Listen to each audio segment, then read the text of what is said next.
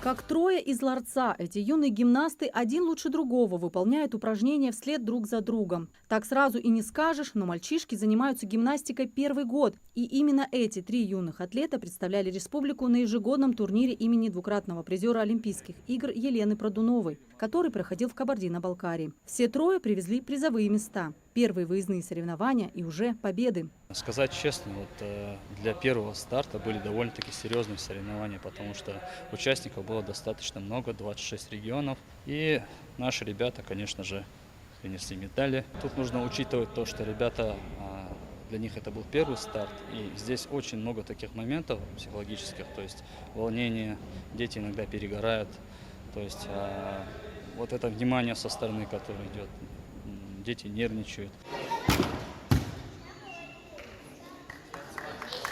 Это кадры соревнований. Ребята из Ингушетии выступали по дисциплинам второго и третьего юношеского разрядов. Детям предстояло выполнить упражнения на брусьях, перекладине, кольцах, коне, исполнить опорный прыжок, махи и вольные упражнения. Это соревновательная комбинация, которая состоит из маховых движений на коне. Штрафной балл можно получить за недостаточную амплитуду, плохо натянутый носок, согнутые руки и неточное приземление. Асадуллах Аздоев привез с соревнований золото, брусья, его любимый снаряд. Мальчик признается, на своем первом турнире не волновался ни капли. Я занял первое место, это было очень здорово. На соревнования я вышел и выполнил, как учит тренер. Второе место у Мухаммада Келигова. Мне было очень трудно. Я очень сильно старался. И почетное третье место завоевал Самир Горданов. Юный спортсмен убежден – залог высоких результатов в ежедневных тренировках. Мы тренируемся каждый день по 3 часа. А ты вообще устаешь? Никогда не устаешь?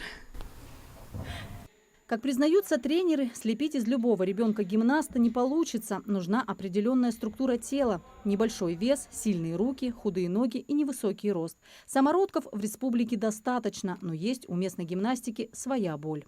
Как у нас принято, вот вообще на Кавказе больше популяризация идет за единоборствами. И в целом большинство родителей, у них изначально цель бывает такая, что вот привести ребенка, позанимается несколько лет, а потом уже как бы отдать его на единоборство. И тут, приходится иногда говорить, чтобы ребенок остался в гимнастике, что здесь у него есть большое будущее. Результатами своих первых выездных соревнований спортсмены довольны, продолжают ежедневные тренировки, чтобы в следующем турнире привезти больше золотых медалей. Анастасия Шишина, Сулейман Костоев, Магаз 24.